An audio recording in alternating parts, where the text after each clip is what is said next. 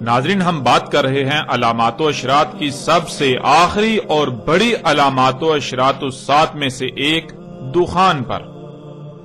ہم نے گزشتہ قسط کے اختتام پر کہا تھا کہ اب بات کرتے ہیں دخان پر قرآن سے اور دیکھتے ہیں کہ قرآن دخان ان کے بارے میں کیا رہنمائی کرتا ہے۔ تو ناظرین، دخان کے موضوع پر قرآن میں پوری ایک سورت دخان موجود ہے۔ ہم اس پوری سورت پر تفصیل کے ساتھ بات کریں گے انا علینا بیانہ کے تحت جاری سلسلے میں، مگر یہاں ہم سورت الدخان سے اپنے موضوع کے تحت چند آیات کو سامنے رکھتے ہوئے اپنے موضوع کا احاطہ کریں گے تاکہ کم وقت میں اور آسان طریقے سے قرآن سے اس موضوع کی کھل کر وضاحت ہو جائے اور کسی کے لیے بھی کسی قسم کا کوئی شک یا ابہام باقی نہ رہے۔ ناظرین، جیسا کہ ہم پہلے بتا چکے ہیں کہ پوری سورت الدخان پر انا علینا بیانہ کے تحت مفصل اور ہر پہلو سے بات ہوگی، اس لیے ہم سورت الدخان کی شروع کی آیات پر بات نہیں کریں گے، اس کے برعکس سیدھا اپنے موضوع کی طرف آتے ہیں۔ اور اس وقت آپ کو سکرین پر سورت دخان کی آیت نمبر 7 نظر آ رہی ہے۔ رب السماوات والارض وما بینہما ان کنتم موقنین۔ ناظرین، آیت پر بات کرنے سے پہلے آیت میں استعمال ہونے والے الفاظ کا جان لینا بہت ضروری ہے، اور آیت میں پہلا لفظ ہے رب۔ رب کہتے ہیں اس ذات کو جو کسی کو عدم سے وجود میں لائے، یعنی جب کسی کا وجود نہیں ہوتا تو اس کو وجود میں لانا، اور پھر کس طرح وجود میں لانا، یعنی اس سے کس طرح خلق کرنا، وہ تخلیق کے تمام مراحل، اسے کسی نہ کسی مقصد کے لیے خلق کرنا، اور جس مقصد کے لیے خلق کیا جانا اس مقصد کو پورا کرنے کے لیے اسے اس کی تمام ضروریات بھی مہیا کرنا، اور پھر اسے اس کے مقام پر قائم کر دینا تاکہ وہ اپنے مقام پر قائم رہتے ہوئے اس مقصد کو پورا کر سکے جس مقصد کے لیے اسے خلق کیا گیا۔ اگر وہ مخلوق اس مقصد کو پورا کرتی ہے تو اسے احسن بدلہ دینا، اور اگر وہ اس مقصد کو پورا نہیں کرتی، کمی یا کجی کرتی ہے، کوتاہی یا سستی برتتی ہے، تو اس سے حساب لینا، اس سے پوچھ گچھ کرنا اور اسے اس کی سزا دینا۔ ناظرین، یہ لفظ رب کے بہت ہی مختصر اور جامع ترین معنی ہے۔ اس آیت میں اللہ سبحانہ و تعالی نے کہا کہ رب السماوات والارض وما بینہما۔ لفظ رب کو ہم واضح کر چکے، اب آ جاتا ہے لفظ سماوات۔ السماوات جمع کا صیغہ ہے اور اس کا واحد السما ہے۔ السما عربی میں فضا یعنی خلا کو کہتے ہیں، یعنی جیسے آپ جس فضا میں موجود ہیں، جس میں آپ سانس لیتے ہیں، یہ فضا عربی میں السما کہلاتی ہے، اور السماوات اس کی جمع ہے۔ لفظ سماوات کے نیچے زیر کا آنا اس بات کو یقینی بناتا ہے، نہ صرف یقینی بناتا ہے بلکہ تحقیقاً یہ بات کرتا ہے کہ یہ سماوات وہ سماوات ہیں جن کا تمہارے ساتھ تعلق ہے، جو تمہارے قریب تر، یا یوں کہہ لیں کہ جو زمین کے سماوات ہیں، یعنی زمین کے گرد جو فضا ہے، جو خلا ہے، یہ ایک نہیں بلکہ 7 مختلف طے در طے پرتوں پر مشتمل ہے، یعنی یہ ایک نہیں بلکہ 7 آسمان ہیں، ایک سے زائد آسمان ہیں۔ اس طرح اگلا لفظ ارض، جو کہ اسی سیارے کا ذکر کیا جا رہا ہے جس پر آپ موجود ہیں، اسے زمین بھی کہا جاتا ہے۔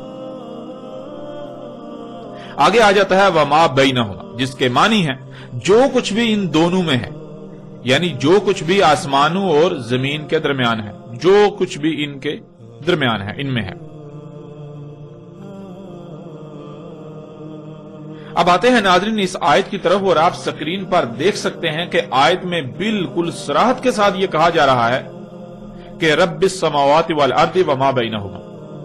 رب السماوات، رب سماوات کا اور زمین کا، اور جو کچھ بھی السماوات اور زمین کے درمیان ہے، ان دونوں میں ہے، یعنی جب ان سب کا وجود نہیں تھا تو ان کو عدم سے وجود میں لانے والا، انہیں عدم سے وجود میں لایا گیا، انہیں خلق کیا گیا۔ تو غور کرو کہ انہیں کیسے خلق کیا گیا۔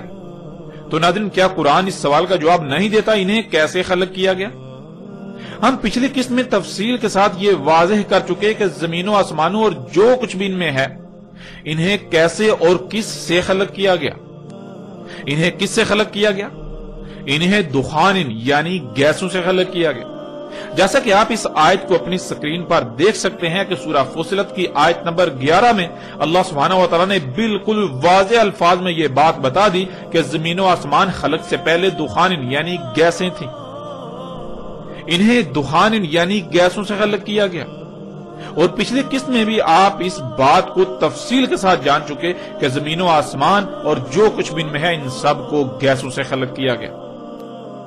اور پھر ناظرین یہ کہا جا رہا ہے کہ آسمانوں اور زمین اور جو کچھ بھی ان میں ہے سب کے سب کو کسی نہ کسی مقصد کے لیے خلق کیا، اور انہیں کس مقصد کے لیے خلق کیا اس کا علم صرف اور صرف اسی کو ہے جس نے ان سب کو خلق کیا۔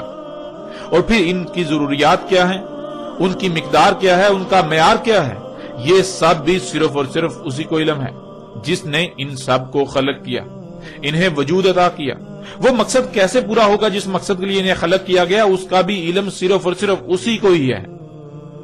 ان کو کس کس مقام پر قائم کرنا ہے یہ بھی صرف اور صرف اسے ہی علم ہے۔ اس لیے اس نے نہ صرف انہیں وجود دیا یعنی خلق کیا، بلکہ ان سب کو خلق کرنے کے بعد جس مقصد کو پورا کرنے کے لیے انہیں خلق کیا اسے پورا کرنے کے لیے ان کے مقامات پر انہیں لگا دیا۔ تمام مخلوقات ایک مشین میں پرزوں کی مانند ہیں، بالکل ایسے ہی جیسے تمہارے جسم میں تمام کے تمام اعضاء ایک دوسرے سے مشروط ہیں، ان کا ایک دوسرے سے گہرا ربط قائم ہے۔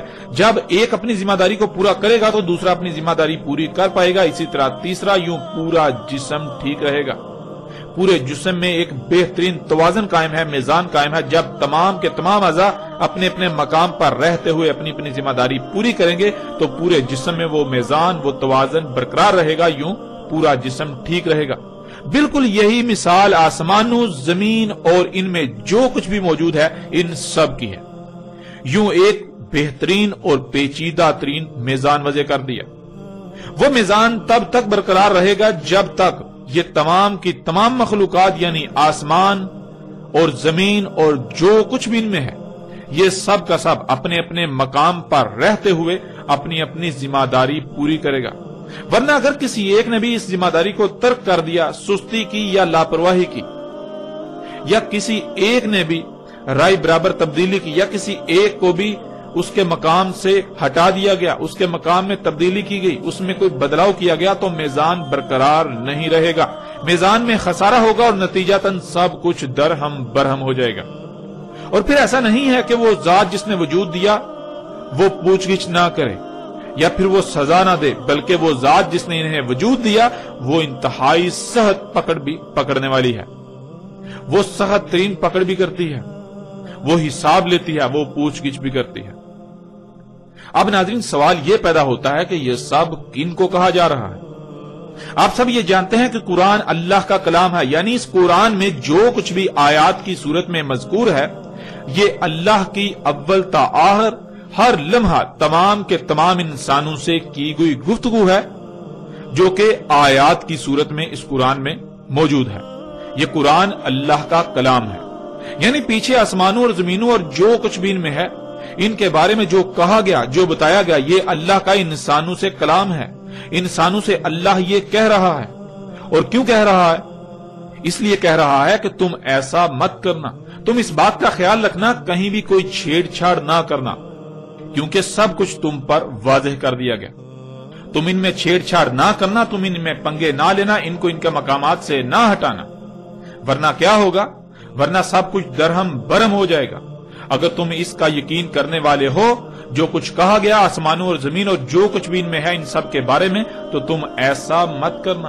اور اسی کا اللہ سبحانہ و تعالیٰ نے آیت کے اگلے حصے میں بھی ذکر کر دیا، ان کنتم موقنین، اگر تھے تم اس بات کا یقین کرنے والے جو کچھ کہا گیا آسمانوں، زمین اور جو کچھ بھی ان کے درمیان ہے ان سب کے بارے میں۔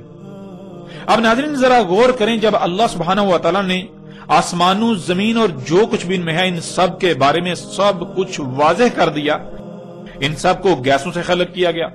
زمینوں آسمانوں میں جب بھی کوئی عمل وقوع پذیر ہوتا ہے تو اس سے گیسیں خارج ہوتی ہیں، انہیں بعض دوسری مخلوقات کی خوراک بنا دیا، یعنی ایک مخلوق کا فضلہ دوسری کا رزق، اور یہ ایک بہترین توازن میزان قائم کیا۔ نہ ہی گیسیں کم خارج ہوتی ہیں نہ ہی زیادہ۔ آسمان و زمین اور جو کچھ بھی ان میں ہے، سب کی سب مخلوقات کی تخلیق کا کوئی نہ کوئی مقصد ہے۔ جس مقصد کے لیے خلق کیا اسے پورا کرنے کے لیے انہیں ان کے مقامات پر لگا دیا۔ تمام کی تمام مخلوقات ایک جسم اعضاء کی مانند ہے۔ زمین و آسمان بالکل ایک مشین کی مانند ہے، اور ان میں جو کچھ بھی ہے سب کی سب مخلوقات مشین میں موجود پرزوں کی مانند ہیں۔ جیسے جب تک مشین کے تمام پرزے اپنے اپنے مقام پر رہتے ہوئے اپنی اپنی ذمہ داری پوری کریں گے تب تک پوری مشین ٹھیک رہے گی، ورنہ اگر کہیں بھی کوئی کمی، کجی، کوتاہی یا لاپرواہی ہوئی، کسی کا مقام تبدیل ہوا تو یہ میزان برقرار نہیں رہے گا۔ رب نے کہیں پر کوئی کمی، کجی، کوتاہی یا لاپرواہی نہیں کی۔ اس نے سب کچھ پرفیکٹ خلق کیا، کامل خلق کیا۔ ان میں کسی بھی قسم کی کوئی تبدیلی نہیں کی جا سکتی۔ اللہ کی خلق تبدیلی کے متحمل ہے ہی نہیں، اور اگر تبدیلی کی جائے گی تو کیا نتائج نکلیں گے؟ کیا ناظرین یہ سب کچھ واضح نہیں ہو چکا؟ ناظرین یہ سب کچھ محض ایک لفظ رب کا استعمال ہی واضح کر دیتا ہے، اور یہ سب واضح ہو چکا، اس سمیت باقی وہ سب بھی واضح ہو چکا جو کچھ بھی آسمانوں زمین اور جو کچھ بھی ان میں ہے ان کی تخلیق سے تعلق رکھتا ہے۔ ان کے بارے میں جتنے بھی حقائق ہیں وہ سب بھی بالکل واضح ہو چکا۔ گزشتہ ایک ساتھ میں بھی ان موضوعات پر یعنی کہ اس حوالے سے مختلف پہلوؤں سے تفصیلاً بات ہو چکی۔ تو ناظرین یہ سب کچھ واضح کیے جانے کے بعد اللہ نے یہی کہا تھا کہ اگر تم اس بات کا یقین رکھنے والے ہوئے تو تم ان میں پنگے نہیں لو، یوں سب کچھ محفوظ رہے گا۔ اور اگر تمہیں ہماری اس بات کا یقین نہ ہو، تم نے سمجھا کہ ایسا کچھ بھی نہیں، چھیڑ چھاڑ کرنے سے، ان میں پنگے لینے سے، ان میں تبدیلیاں کرنے سے کچھ بھی نہیں ہوتا۔ فطرت میں تبدیلیاں کرنے سے، فطرت کو بدلنے سے، اس میں چھیڑ چھاڑ کرنے سے کچھ بھی نہیں ہوگا۔ تو پھر یہ بات جان لو کہ جو اللہ سبحانہ و تعالیٰ نے اگلی آیت میں کہہ دی۔ اللہ سبحانہ و تعالیٰ اس میں کہتے ہیں لا الہ الا ہوا یحیی و یمیت ربکم و رب آبائکم الاولین۔ نہیں ہے الہ یعنی نہیں ہے کوئی بھی ایسی ذات جس کی بات مانی جائے کہ تمہیں جو کچھ بھی عطا کیا، خواہ وہ صلاحیتیں ہوں، مال ہو، اولاد ہو، تمہارے ہاتھ، پاؤں، کان، دل، دماغ سمیت جتنے بھی تمام کے تمام اعضاء ہیں وہ ہوں، یا رزق، یا جو کچھ بھی تمہیں عطا کیا گیا، اس سب کا کب، کہاں، کیسے، کیوں اور کس مقصد کے لیے استعمال کرنا ہے، وہ سب کیوں تمہیں عطا کیا گیا، اس کے فیصلے کا اختیار صرف اور صرف اسے ہے جو حیا کر رہا ہے اور جو موت کر رہا ہے۔ یعنی فطرت، یہ فطرت ہی ہے جو مخلوقات کو حیا کرتی ہے، انہیں وجود میں لاتی ہے، اور پھر یہ فطرت ہی ہے جو انہیں موت دیتی ہے، یعنی انہیں دوبارہ ذرات میں تبدیل کر دیتی ہے، ذرات کی صورت میں بکھیر دیتی ہے جن ذرات سے انہیں اس نے وجود دیا تھا۔ تو تمہیں جو کچھ بھی عطا کیا گیا اگر وہ سب فطرت کے تابع رکھو گے تو ہر لحاظ سے فلاح پاؤ گے، کسی قسم کا نقصان نہیں ہوگا، تمہیں ہر لحاظ سے فائدے ہی حاصل ہوں گے۔ اور اگر ان سب کا استعمال فطرت کے خلاف کیا، فطرت کے برعکس اپنی خواہشات، اپنی مرضی کے تابع کیا، حی اور موت کرنے والی ذات یعنی فطرت کے علاوہ کسی کے پیچھے بھی اس کا استعمال کیا، ان کا استعمال کیا، تو پھر تمہارا انجام کیا ہوگا، اس کو بھی اللہ سبحانہ و تعالیٰ نے آگے واضح کر دیا، یعنی آیت کے اگلے حصے میں واضح کر دیا۔ یہ اس سے جان لو، ربکم و رب آبائکم الاولین، تمہارا رب اور تمہارے آبا کا رب جو اولین تھے، یعنی جو پہلے آ کر گزر چکے۔ ناظرین یہاں لفظ رب کے معنی ذہن میں ہونا بہت ضروری ہے۔ تمہارا رب یعنی جب تمہارا وجود نہیں تھا تو جس نے تمہیں وجود دیا، اور پھر کسی نہ کسی مقصد کے لیے وجود دیا، جس مقصد کے لیے وجود دیا سب کچھ واضح کر دیا، جیسا کہ پیچھے سب واضح ہو چکا کہ خواہ کچھ بھی ہو جائے فطرت پر قائم ہونا ہے ہر طرف سے کٹ کر، بالکل یک رخ ہو کر، فطرت میں کوئی تبدیلی نہیں کرنی، فطرت میں کوئی چھیڑ چھاڑ نہیں کرنی، ورنہ تمہارا انجام کیا ہوگا، وَرَبُّ آبَائِكُمُ الْأَوَّلِينَ، تمہارے آبا کا رب یعنی جو زمین میں تم سے پہلے آباد تھے، انہیں بھی یہی ذات وجود میں لائی تھی، اور ان پر بھی یہ سب واضح کیا تھا، اور انہوں نے کیا کیا، اور پھر ان کا انجام کیا ہوا یہ سب تمہارے سامنے واضح کیا جا چکا۔ ناظرین، کون ہیں آبائکم الاولین؟ ذرا غور کریں، وہ کون لوگ ہیں جو موجودہ قوم سے پہلے زمین پر آباد تھے، جو اس قرآن کے نزول سے پہلے دنیا پر آباد تھے، دنیا سے ہو کر گزر چکے۔ جب آپ غور کریں گے تو آپ کے سامنے دو طرح کے لوگ آئیں گے، آپ کو دو طرح کے لوگ نظر آئیں گے۔ ایک وہ جنہیں قرآن رسول، نبیین، صدیقین، شہداء اور صالحین قرار دیتا ہے، اللہ کے بھیجے گئے رسول اور ان کے ساتھ دینے والے، ان کی اطاعت کرنے والے۔ اور دوسرے وہ جنہیں قرآن مفسدین قرار دیتا ہے، جو ذلت امیز ہلاکتوں کا شکار ہوئے، قوم نوح، قوم عاد، قوم سمود، قوم لوط، قوم شعیب اور آل فرعون وغیرہ۔ یہی ناظرین اللہ سبحانہ و تعالی یہاں کہہ رہا ہے کہ اب فیصلہ تمہارے اپنے ہاتھ میں ہے کہ جو کچھ تمہیں آسمانوں، زمین اور جو کچھ بھی ان میں ہے ان کے بارے میں بتایا گیا، اس پر یقین کرتے ہوئے کسی قسم کی کوئی چھیڑ چھاڑ نہیں کرتے، کوئی تبدیلی نہیں کرتے، ان میں پنگے نہیں لیتے اور ہر طرف سے کٹ کر فطرت پر قائم ہوتے ہوئے اور رسولوں اور ان کے ساتھیوں، نبیین، صدیقین، شہداء اور صالحین میں شامل ہوتے ہو، یا پھر تم بھی حق ہر لحاظ سے کھل جانے کے بعد یقین کرنے کے بجائے یہی کہتے ہو کہ نہیں، زمین و آسمانوں میں پنگے لینے سے کچھ نہیں ہوگا، ان میں تبدیلیاں کرنے سے کچھ نہیں ہوگا، ایسا کچھ نہیں، جو جی میں آئے کرو، جو جی چاہے کرو، اللہ کی آیات میں جو کہ اللہ کی مخلوقات ہیں ان میں چھیڑ چھاڑ کرو، ان کو ان کے مقامات سے ہٹاؤ، ان کو جیسے جی چاہے استعمال کرو، خود خالق بن بیٹھو۔ اس نے ہماری ضروریات کیا تھیں وہ خلق کی ہی نہیں، اگر کی تو اسے علم ہی نہ تھا کہ کیسی خلق ہونی چاہیے تھی، کیسی خلق کی جانی چاہیے تھی، اس نے فرض کر دیا، اس نے نامکمل خلق کی، وہ بھول گیا تھا، اس لیے خود سے اپنی تیز ترین ضروریات خلق کرو اور پھر یوں زمین و آسمانوں میں پنگے لیتے رہو، کچھ بھی نہیں ہونے والا، ان میں کوئی خرابی نہیں ہونے والی، اور یوں کہتے ہوئے پھر یہی کرو گے۔ اگر ایسا کرتے ہو تو پھر تم اپنے آبا، کون ہے تمہارے آبا؟ تمہارے آبا ہیں قوم نوح، قوم عاد، قوم سمود، قوم شعیب، قوم لوط اور آل فرعون، ان کا انجام بھی ذہن نشین کر لو۔ جس طرح وہ عبرت کا نشان بنا دیے گئے، بالکل عین اسی طرح تم بھی تمہارے آبا کی طرح عبرت کا نشان بنا دیے جاؤ گے۔ جیسے انہوں نے آسمانوں، زمین اور جو کچھ بھی ان میں ہے ان میں تبدیلیاں کی، جس سے زمین و آسمانوں میں فساد ہوا اور بالآخر بڑی بڑی تباہیوں کی صورت میں ظاہر ہوا اور وہ ہلاک ہوئے، بالکل وہی تمہارے ساتھ بھی ہوگا۔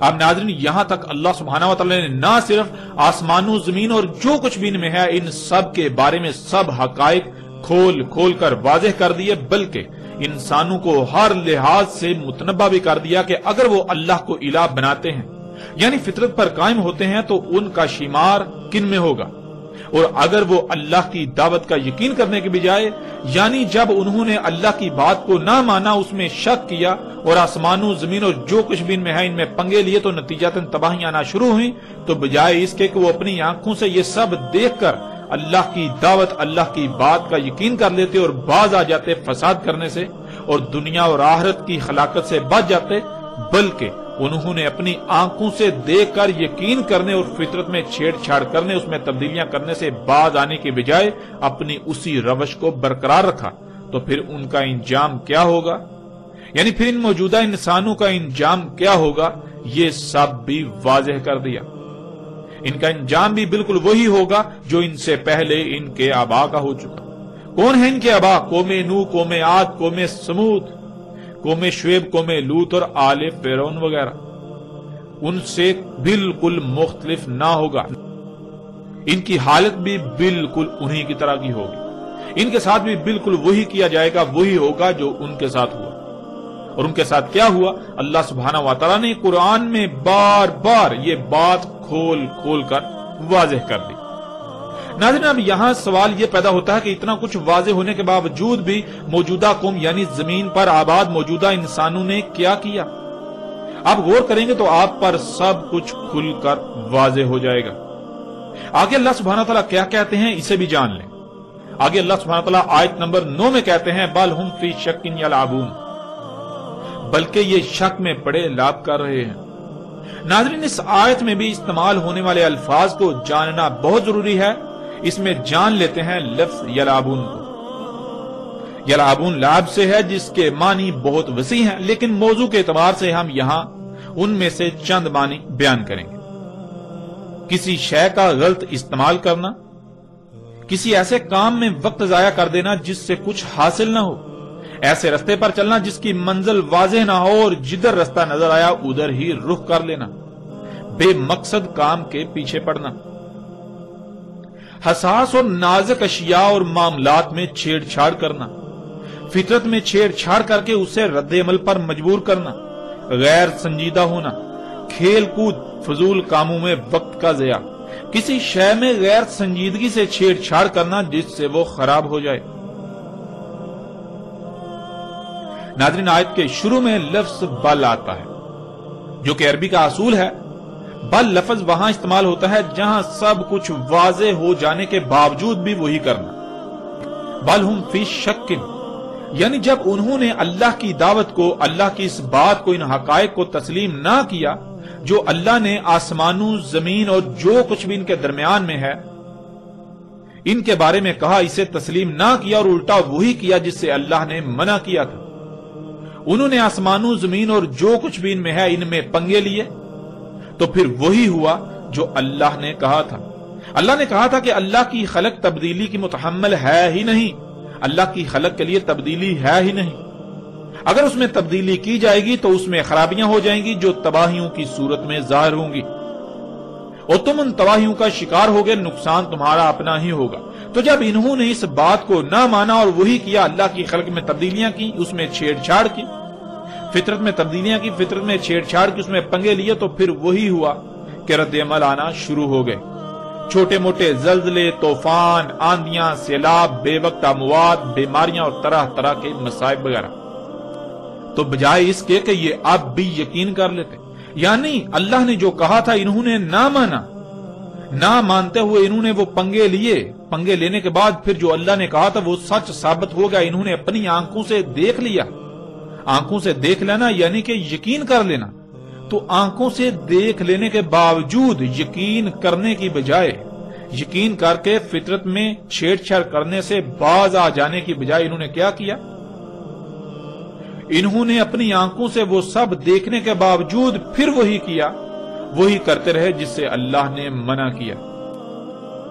जब सब कुछ इनके सामने आ गया, इनके अमाल के रद्द-ए-अमल के सामने आ गए, तो बजाय इसके कि ये अब भी यकीन कर लेते और फितरत में छेड़छाड़ करने से बाज आ जाते, क्योंकि अब तो ये अपनी आंखों से वो सब देख चुके थे जिसका बार बार अल्लाह ने इनको कहा, अपने रसूलों के जरिए, अपने गुलामों के जरिए। लेकिन इनका मामला यह है कि इन्होंने अपनी आंखों से देख लेने के बाद भी यकीन करने के बजाय बल्कि वही सब कर रहे हैं, वही सब किया और आज भी कर रहे हैं। और क्यों कर रहे हैं? अल्लाह सुब्हानहू व तआला ने इसका भी जवाब आगे दे दिया। हुम फी शक्किन, ये शकूक में है, यानी इनको अभी भी यही लगता है कि हो सकता है कि कल को हम इस मकाम पर पहुंच जाएं कि ये सब हमारे कंट्रोल में आ जाए, ये सब हमारे कंट्रोल में हो जाए, हमारे पास इतनी कुव्वत आ जाए, यानी हम ऐसी इजादात कर लें कि इन तबाहियों को रोकने पर दस्तरस पा लें। और इन शकूक में क्या कर रहे हैं? अल्लाह सुब्हानहू व तआला ने आगे इसका भी जवाब दे दिया। यलअबून, ये ऐसे रास्ते पर चल रहे हैं जिसकी मंजिल का इन्हें इल्म ही नहीं, और इन्हें जिधर रास्ता नजर आता है उधर ही अपना रुख कर लेते हैं। और नाज़रीन गौर करें कि आज ये सब नहीं हो रहा। तरक्की के नाम पर फसाद करने वाले, जमीनों आसमानों में सब कुछ फसाद ज़दा करने वाले क्या कर रहे हैं? क्या कोई एक भी शय ऐसी है जिन्हें ये इजादात कहते हैं जो बाकायदा मंसूबाबंदी के तहत इन्होंने खलक की? नहीं, बल्कि जो कुछ भी इन्होंने आज तक खलक किया वो सब का सब हादसाती तौर पर खलक हुआ। इनका मकसद, इनका टारगेट कुछ और होता है, लेकिन इन पर फितरत के कुछ और कवानीन खुलते हैं। जो कवानीन और जो छुपी अशिया इन पर ज़ाहिर होती हैं तो ये उन्हीं के पीछे अपना रुख कर लेते हैं। इसी तरह जैसे जैसे जो फितरत के कवानीन और छुपी अशिया इन पर ज़ाहिर होती हैं तो वैसे वैसे ये अपना रुख उधर उधर करते हुए आगे बढ़ते चले जा रहे हैं। ये ऐसे काम में वक्त जाया कर रहे हैं जिससे इन्हें कुछ हासिल नहीं होने वाला। तो नाज़रीन, क्या हकीकत यही नहीं है? اگر آپ تھوڑا سا بھی غور کریں تو آپ پر حقیقت روز روشن کی طرح منکشف ہو جائے گی، اور اب تک تو ہر لحاظ سے حقیقت منکشف ہو جانی چاہیے۔ یہ جو کچھ بھی کر رہے ہیں، کیا انہیں اس سے کچھ حاصل ہوگا سوائے ہلاکت کے؟ پھر آگے ناظرین، بے مقصد کام کے پیچھے پڑنا۔ تو ناظرین، آج انسان جو کچھ بھی کر رہے ہیں، کیا دنیا میں آنے کا مقصد یہی تھا؟ اگر نہیں تو پھر کیا آج پوری دنیا کے انسان مجموعی طور پر بے مقصد کاموں کے پیچھے نہیں پڑے ہوئے؟ اس حوالے سے بھی حقیقت آپ کے سامنے ہے۔ کسی شے کا غلط استعمال کرنا۔ تو ناظرین غور کریں، کیا آج اللہ کی تمام آیات جو کہ مخلوقات ہیں، تمام کی تمام اشیاء کا غلط استعمال نہیں کیا جا رہا؟ انہیں مس یوز نہیں کیا جا رہا؟ اللہ سبحانہ تعالیٰ نے انہیں جن مقاصد کے لیے استعمال کیا، کیا ان کے خلاف اور مقاصد کے لیے استعمال نہیں کیا جا رہا؟ یہ حقائق بھی آپ کے سامنے ہیں۔ اللہ سبحانہ تعالیٰ نے خام تیل کس مقصد کے لیے خلق کیا؟ اللہ سبحانہ تعالیٰ خام تیل سے زمین پر حیات کو وجود دیتے ہیں۔ کبھی آپ نے غور کیا آپ کے جسم پر بال جو کہ نائلون ہے، فلیکسیبل پلاسٹک، آپ کے جسم پر ناخن یہ پلاسٹک ہے، یہ کہاں سے آ گیا؟ کبھی آپ نے غور کیا آپ کے جسم کے اندر چربی جو کہ تیل ہے، آپ کی ہڈیاں کس سے بنی؟ وہ مواد، وہ میٹیریل کہاں سے آیا؟ غور کریں، جو آپ کھاتے ہیں آپ اس سے بنے۔ آپ کیا کھاتے ہیں؟ آپ گوشت کہاں سے بنا؟ نباتات سے۔ آپ نباتات، فصلیں، پھل پھول کھاتے ہیں، وہ کہاں سے نکلی؟ زمین سے۔ زمین کے اندر وہ مواد خام صورت میں کہاں موجود ہے؟ زمین کے اندر اس کو اللہ سبحانہ وتعالی نے خام تیل کی صورت میں، جسے اللہ سبحانہ نے قرآن میں بار بار 3 کہا، کالے رنگ کا کیچڑ، وہ زمین کے اندر رکھ دیا۔ تو غور کرے، کیا اس 3 کو، کالے رنگ کے کیچڑ کو جسے آپ آج خام تیل کہتے ہیں، اس کا غلط استعمال نہیں کیا جا رہا؟ اس طرح اللہ سبحانہ نے جو قوتیں اس دنیا میں بچھائی تھیں، جو قوتیں اس زمین کا، دنیا کا نظام چلا رہی ہیں، جنہیں اللہ سبحانہ نے قرآن میں ملائکہ کہا اور آج آپ انہیں سگنلز کا نام دیتے ہیں، کیا ان کا غلط استعمال نہیں کیا جا رہا؟ کیا آج اللہ کی تمام مخلوقات کا غلط استعمال نہیں کیا جا رہا؟ حقیقت ہر لحاظ سے آپ کے سامنے ہے۔ پھر آگے ناظرین، حساس اور نازک اشیاء اور معاملات میں چھیڑ چھاڑ کرنا۔ تو ناظرین غور کریں، زمین و آسمان اور جو کچھ بھی ان میں ہے، یہ سب کیا انتہائی حساس ترین اشیاء اور معاملات نہیں ہیں؟ اور کیا آج مجموعی طور پر پوری دنیا کے انسان اللہ کی اس انتہائی حساس ترین، پیچیدہ ترین مشین زمین اور اس کے گرد گیسوں کی 7 تہ در تہ پرتوں اور جو کچھ بھی ان میں ہے، ان میں چھیڑ چھاڑ نہیں کر رہے؟ ان میں بگاڑ پیدا نہیں کر رہے؟ ان میں خرابیاں نہیں کر رہے؟ حقیقت ہر لحاظ سے آپ کے بالکل سامنے ہے۔ فطرت میں چھیڑ چھاڑ کر کے اسے رد عمل پر مجبور کرنا۔ تو ناظرین، کیا آج پوری دنیا کے انسان فطرت میں چھیڑ چھاڑ نہیں کر رہے؟ ذرا غور تو کریں، خود کو ڈاکٹر کہلوانے والے کیا کر رہے ہیں؟ یہ میڈیکل انڈسٹری کیا کر رہی ہے؟ فطرت میں چھیڑ چھاڑ، اللہ کی مخلوقات کی چیر پھاڑ، ان میں پنگے لے رہے ہیں، تحقیق کے نام پر فساد در فساد کر رہے ہیں۔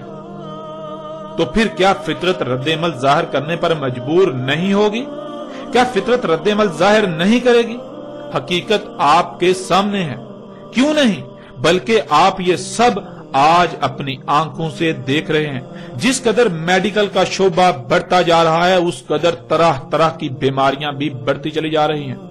انجینئرز کو لے لیں، وہ کیا کر رہے ہیں؟ وہ فطرت میں چھیڑ چھاڑ کر کے فطرت کو رد عمل پر مجبور کر رہے ہیں۔ کیا وہ ایسا نہیں کر رہے؟ ذرا غور تو کریں، پہاڑوں کو کاٹ رہے ہیں، پہاڑوں کو، اللہ کی زمین پر خلق کردہ رواسیوں کو ان کے مقامات سے ہٹا رہے ہیں، ان میں لمبی لمبی سرنگیں کھود رہے ہیں، اور پھر اپنی رواسیاں زمین پر ڈیزائن اور خلق کر رہے ہیں۔ تو کیا اس سے زمین کا توازن برقرار رہے گا؟ اللہ سبحانہ وتعالیٰ نے تو قرآن میں بار بار یہ بات واضح کر دی کہ اس نے زمین پر جو رواسیاں، یعنی جو بلند جگہیں، جو چوٹیاں ہیں، ان سے زمین کا بیلنس کیا تاکہ زلزلے نہ آئیں۔ تو یہ انجینئرز کیا کر رہے ہیں؟ ذرا غور تو کریں، کیا یہ اللہ کے قائم کردہ توازن کو بگاڑ نہیں رہے؟ اور پھر یہ جو بلند و بانگ عمارتیں خلق کر رہے ہیں، یہ جو ان کی رواسیاں ہیں، کیا ان سے مزید زمین کا توازن نہیں بگڑ رہا؟ ناظرین ذرا غور تو کریں، تو کیا پھر زلزلے نہیں آئیں گے؟ کیوں نہیں؟ جب فطرت میں چھیڑ چھاڑ کر کے اس کو رد عمل پر مجبور کیا جائے گا تو فطرت رد عمل کا اظہار نہ کرے؟ ایسا کیسے ہو سکتا ہے؟ اور کیا یہ سب آج آپ اپنی آنکھوں سے پوری دنیا میں ہوتا ہوا نہیں دیکھ رہے؟ آج یہ سب اپنی آنکھوں سے آپ ہوتا ہوا دیکھ رہے ہیں۔ اس کے علاوہ ناظرین جتنے بھی شعبے ہیں، جو لوگ بھی ترقی کے نام پر جو اعمال کر رہے ہیں وہ کیا کر رہے ہیں، اگر آپ تھوڑا سا بھی غور کریں گے تو حقیقت ہر لحاظ سے کھل کر آپ کے سامنے ہے۔ پھر آگے ناظرین غیر سنجیدہ ہونا، تو ناظرین غور کریں کہ آج کسی میں سنجیدگی ہے؟ اگر کوئی سنجیدہ ہوتا ہے تو وہ چیختا ہے، چلاتا ہے کہ یہ سب نہ کرو۔ اگر کوئی سنجیدہ ہوتا تو جب وہ اپنے اعمال کا رد عمل دیکھتا تو فوراً باز آ جاتا اور دوسروں کو بھی متنبہ کرتا، لیکن کیا کہیں پر کوئی سنجیدگی نظر آتی ہے؟ نہیں، ہرگز نہیں، بالکل نہیں۔ پھر آگے ناظرین کھیل کود، فضول کاموں میں وقت کا ضیاع۔ آج پوری دنیا کے انسانوں کو دیکھیں تو آپ کو یہی نظر آئے گا کہ بجائے یہ کہ وہ اللہ کی دعوت کو تسلیم کرتے، اگر نہیں تو اپنی آنکھوں سے دیکھ لینے کے بعد یقین کرتے اور عملاً میدان میں اترتے، لوگوں کو متنبہ کرتے، دنیا میں آنے کے مقصد کو پہچان کر اس پر قائم ہوتے، دوسروں پر وہ مقصد واضح کرتے، مگر یہاں تو گنگا الٹی ہی بہ رہی ہے۔ ہر کوئی کھیل کود میں مصروف ہے، کہیں پر کرکٹ تو کہیں پر ہاکی، کہیں پر فٹ بال تو کہیں پر کوئی اور گیم۔ اس طرح کھیلوں کی بھرمار ہے اور ہر کوئی کھیل کود میں مصروف ہے۔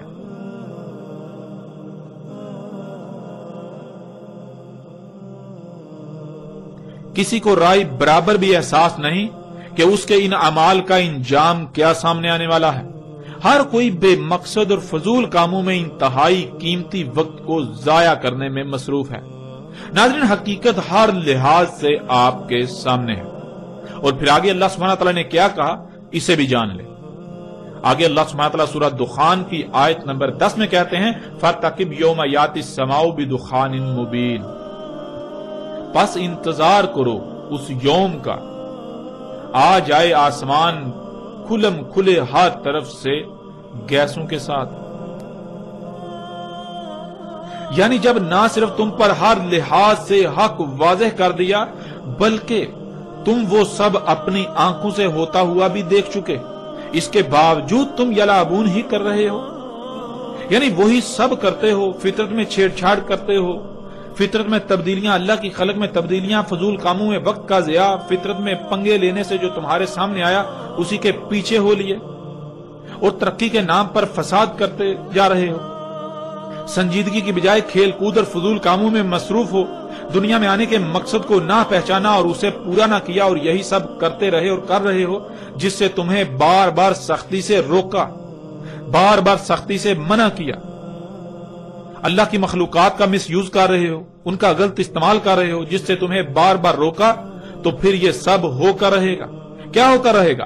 قریب ہی بہت جلد ایک ایسی مدت آئے گی، ایک ایسا پیریڈ آئے گا، ایسا وقت آئے گا کہ آسمان یعنی وہ فضا جس میں تم سانس لیتے ہو، جس میں تم رہ رہے ہو، وہ ہر طرف سے ہر لحاظ سے گیسوں سے بھر جائے گی۔ اور ناظرین ایسا کیوں نہ ہو کہ آپ یہ نہیں جان چکے کہ آسمان و زمین اور جو کچھ بھی ان میں ہے ان سب کو اللہ سبحانہ و تعالیٰ نے گیسوں سے خلق کیا۔ جب آپ یہ بات جان چکے اور پھر جب آپ آسمان و زمین اور جو کچھ بھی ان میں ہے ان میں پنگے لیں گے، آپ یہ بات جان چکے کہ ان میں پنگے لیے جائیں گے، ان میں ترقی کے نام پر چھیڑ چھاڑ کی جائے گی، تو پھر کیا گیسیں خارج نہیں ہوں گی؟ کیوں نہیں؟ ضرور، بالکل ضرور خارج ہوں گی، کیونکہ جب یہ سب کچھ گیسوں سے خلق کیا تو جب ان کو کیمیا یا عمل سے گزارا جائے گا، ان میں پنگے لیے جائیں گے، جب کچھ خود سے خلق کیا جائے گا تو ظاہر ہے گیسیں تو خارج ہوں گی۔ ناظرین ذرا غور کریں، جس سواری پر آپ سوار ہوتے ہیں، آپ کے سفر کے ذرائع، کیا وہ طرح طرح کی زہریلی گیسیں خارج نہیں کر رہے؟ آپ کے گھر میں الیکٹرانکس یعنی بجلی کا تمام سامان طرح طرح کی نہ نظر آنے والی انتہائی خطرناک گیسیں خارج نہیں کر رہا؟ وہ آپ کا ٹی وی ہو یا کمپیوٹر، وہ آپ کی فریج ہو یا اے سی، یہاں تک کہ آپ کی جیب یا آپ کے ہاتھ میں موجود موبائل، ہر شے طرح طرح کی زہریلی گیسیں خارج کر رہی ہے۔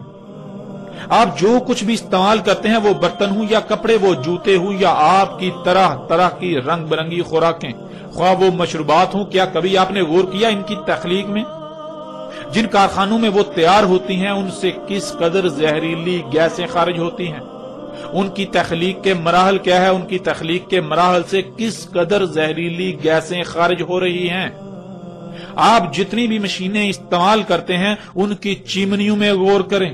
جن گاڑیوں پر آپ سفر کرتے ہیں، جن ٹرینوں پر آپ سفر کرتے ہیں، جن جہازوں پر آپ سفر کرتے ہیں، وہ سب کی سب اشیاء کیا خارج کر رہی ہیں؟ کیا وہ طرح طرح کی گیسیں خارج نہیں کر رہی؟ ناظرین، حقیقت ہر لحاظ سے آپ کے سامنے ہے.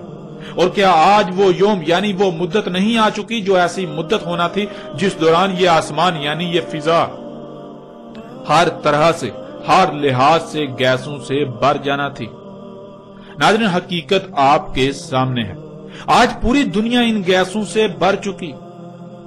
یہ پہلا آسمان جس میں آپ موجود ہیں، جس میں آپ سانس لیتے ہیں، یہ آپ کے اپنے ہی کرتوتوں سے خارج ہونے والی طرح طرح کی زہریلی گیسوں سے بھر چکا. کیا آپ کو یہ سب نظر نہیں آ رہا؟ کیا آپ اندھے ہیں؟ کیا آپ اللہ کے قانون میں اموات ہیں؟ کیا آپ قبروں میں ہیں؟ کیا آپ اللہ کے قانون میں محض چوپائے ہیں؟ ناظرین، غور تو کریں، کیا یہ سب آج آپ کو نظر نہیں آ رہا؟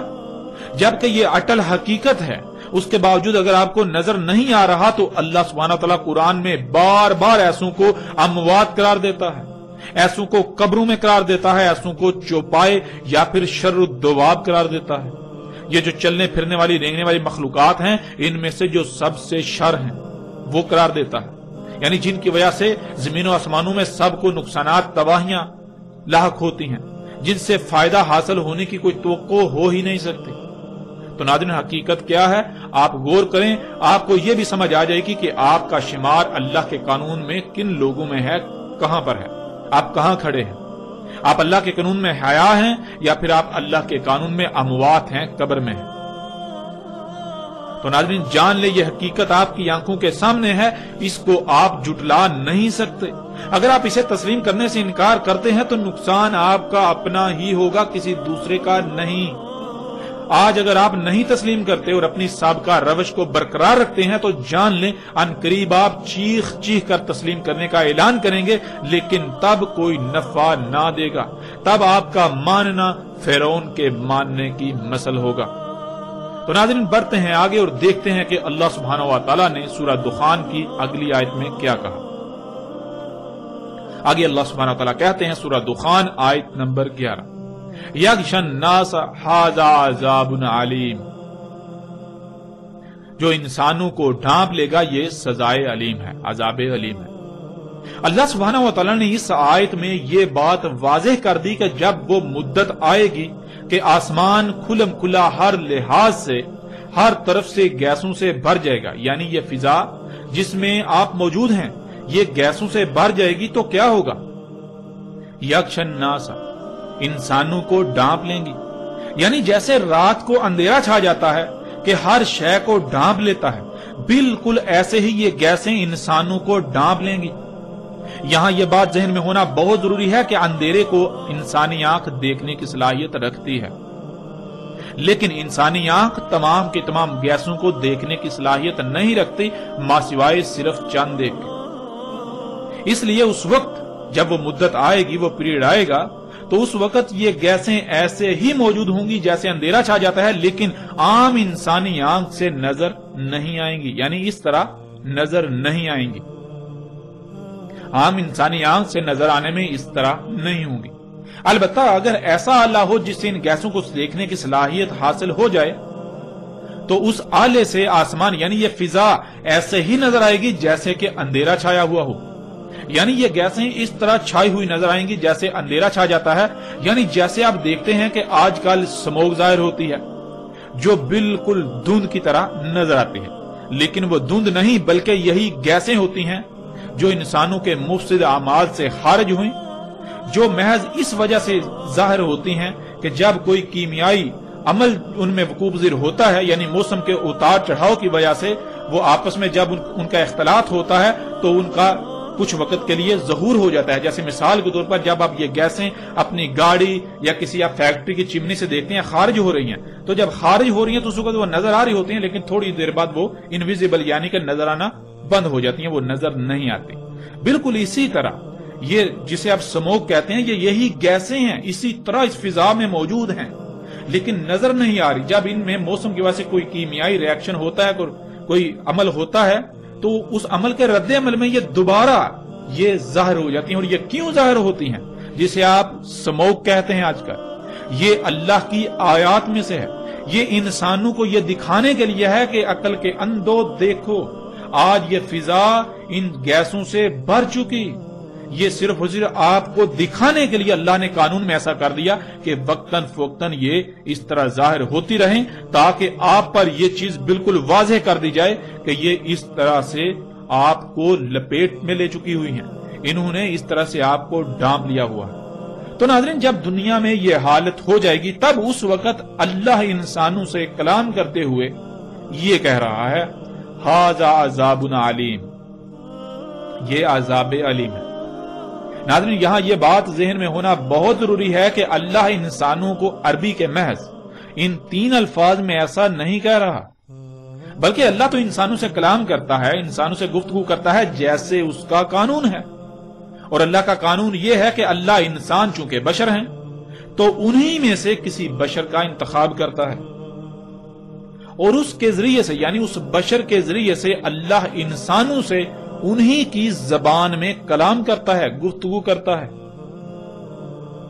تو جب دنیا میں یہ وقت آ گیا کہ یہ فضا ہر طرف سے کھلم کھلا گیسوں سے بھر چکی، جو کہ انسانوں کے اپنے ہی مفسد اعمال کی وجہ سے ہوا، اور وہ گیسیں انسانوں کے لیے عذاب علیم یعنی ان کے اپنے ہی مفسد اعمال کی سزا بن جائیں گی، تو اس وقت اللہ اپنے کسی عبد بشر یعنی اپنے کسی غلام بشر کے ذریعے انسانوں سے کھول کھول کر یہ کہہ رہا ہے، انسانوں سے کلام کر رہا ہے کہ یہ تمہارے اپنے ہی برے اعمال کی سزا ہے تمہارے لیے.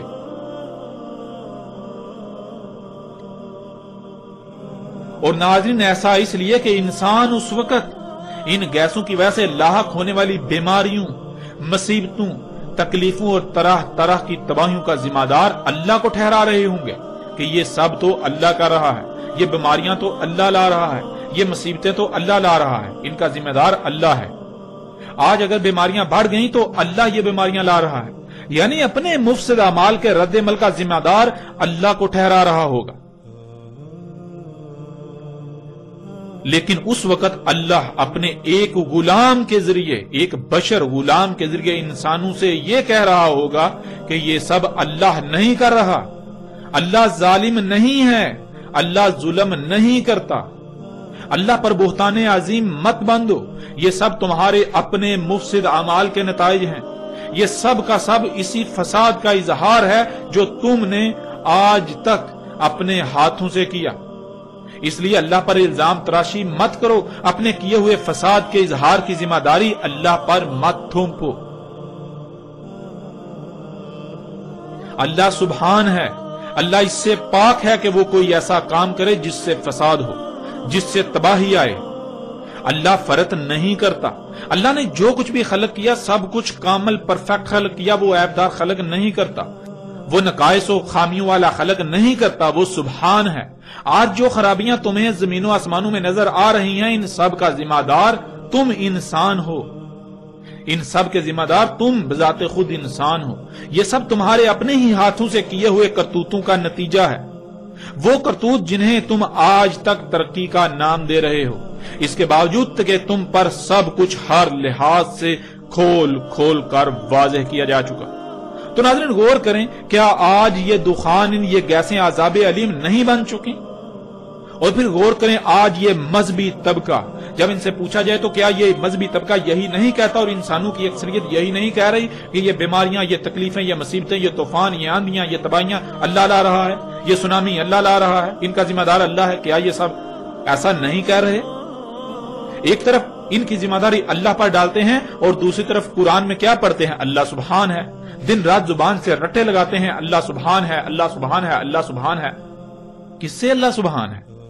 ایک طرف قرآن میں اللہ یہ کہتا ہے کہ اللہ نے فرط نہیں کیا، اللہ نے جو کچھ بھی خلق کیا بالکل پرفیکٹ خلق کیا، اس میں کوئی خامیاں نہیں چھوڑی، اللہ خلق کرتے ہوئے کچھ بھول نہیں گیا تھا. اور دوسری طرف جب یہ تباہیاں آئیں تو اس کا ذمہ دار اللہ کو ٹھہراتے ہیں. کیوں؟ اتنا بڑا بہتان اللہ سبحانہ وتعالی کی ذات پر انہیں کس نے یہ اختیار دیا؟ کیا کبھی انہوں نے غور و فکر کیا کہ یہ اللہ سبحانہ وتعالی کی ذات پر کس قدر بہتان عظیم باندھ رہے ہیں؟ اپنے اعمال اپنے کرتوتوں کا ذمہ دار اللہ کو ٹھہرا رہے ہیں؟ کیا کبھی انہوں نے غور و فکر کیا؟ اور ناظرین غور کریں کہ آج یہ گیسیں عذاب علیم نہیں بن چکے؟ ان گیسوں کی وجہ سے ہر سال لاکھوں کی تعداد میں اموات، اور شاید ہی کوئی ایک بھی انسان ایسا ہو جو ان گیسوں کی وجہ سے متاثر نہ ہو، بلکہ ہر کوئی ان گیسوں کی وجہ سے طرح طرح کی بیماریوں کا شکار ہوئے۔ ان گیسوں کی وجہ سے موسموں کا نظام درہم برہم ہو چکا، جن سے آندیاں، طوفان اور بے وقت بارشیں ہو رہی ہیں، اور پھر سیلاب آ رہے ہیں۔ ان سیلاب کی وجہ سے طرح طرح کی تباہیوں کا انسانوں کو سامنا ہے، وباؤں بیماریوں کا سامنا ہے۔ ان گیسوں کی وجہ سے آسمان پھٹ کر اس میں سوراخ ہو چکا، جس کی وجہ سے سورج سے خارج ہونے والی خطرناک ترین لہریں زمین پر آ رہی ہیں، جن کو آسمان کی وہ تیر زمین پر آنے سے روکتی تھی، انہیں واپس دوبارہ خلا میں بھیج دیتی تھی، اور ان کی وجہ سے درجہ حرارت دن بدن بڑھتا چلا جا رہا ہے۔ موسموں کا نظام درہم برہم ہو چکا، گرمی کی شدت میں دن بدن اضافہ ہوتا چلا جا رہا ہے، اور پھر اس گرمی سے طرح طرح کی بیماریوں اور ہلاکتوں میں اضافہ ہوتا جا رہا ہے۔ ایسے ہی جیسے جیسے آپ غور کرتے جائیں تو نہ ختم ہونے والی ہلاکتوں اور تباہیوں کی فہرست بنتی چلی جائے گی، جو انسانوں کو صرف اور صرف انہی گیسوں کی وجہ سے ہر طرف سے آج گھیرے ہوئے ہیں۔ ناظرین یہ ہے ان دخان یعنی ان گیسوں کا عذاب علیم، یعنی انسانوں کے مفسد اعمال کے بھیانک رد عمل، جو کہ ان مفسد اعمال کی سزا ہیں۔ تو ناظرین غور کریں، کیا آج یہ سب حقائق آپ کے سامنے نہیں ہیں؟ ذرا غور تو کریں۔ کیا یہ فضا دخان یعنی ان گیسوں سے ہر طرف سے نہیں بھر چکی؟ سکرین پر یہ تصاویر آپ اپنی آنکھوں سے دیکھ رہے ہیں۔ اپنے اخبارات ٹٹولیے، ان میں بھی آپ کو روزانہ کی بنیاد پر ایسی خبریں ملیں گی۔ کیا یہ دخان ان انسانوں کے لیے عذاب علیم کی صورت اختیار نہیں کر چکی؟ اور ناظرین کیا کوئی ایسی شخصیت موجود ہے جو یہ حقائق ہر لحاظ سے آپ پر کھول کھول کر رکھ رہی ہے؟ ناظرین ذرا غور تو کریں، یہ سب آج آپ کے سامنے ہو رہا ہے، یہ سب حقائق آپ کے سامنے۔ اگر آپ ان حقائق سے آج اپنی آنکھیں بند کر لیں گے تو جان لیں ایک عظیم عذاب آپ کے بالکل سر پر آ چکا ہے۔ آج بے شک آپ کو ادراک نہیں ہو پا رہا، مگر جلد ہی جیسے ہی اس عذاب عظیم کو اپنی آنکھوں سے دیکھیں گے تو تب آپ کو ادراک ہو جائے گا۔ لیکن تب کیا فائدہ؟ تب تو بڑے بڑے رب ہونے کے دعوے دار بھی تسلیم کرنے پر مجبور ہو جاتے ہیں، تب تو فرعون بھی مجبور ہو گیا تھا، تو پھر آپ کیا شے ہیں؟ اور پھر کیا تب تسلیم کرنا کوئی نفع دے گا؟ یہ حقیقت بھی آپ کے سامنے ہے۔ ناظرین ان قریب بالکل وہی ہونے والا ہے جو قوم نوح کے ساتھ ہوا، اور قوم نوح کے ساتھ کیا ہوا یہ آپ جانتے ہیں۔ ان قریب وہ ہونے والا ہے جو قوم عاد اور قوم سمود کے ساتھ ہوا۔ قوم عاد اور قوم سمود کے ساتھ کیا ہوا؟ قوم عاد اور قوم سمود القاریہ یعنی ایٹمی بموں کی لپیٹ میں آئے، ایٹمی تباہیوں کی لپیٹ میں آئے، ایٹمی بموں کی جنگوں کی لپیٹ میں آئے، اور انہوں نے ایٹمی بموں نے ان کو صفحہ ہستی سے مٹا دیا، اور وہ آج ہونے والا ہے۔ اور یہ تباہی، یہ عذاب عظیم بہت جلد آپ کے سامنے آنے والا ہے۔ ہلاکت آپ کے سر پر آ چکی، ان قریب آپ اسے اپنی آنکھوں سے دیکھیں گے۔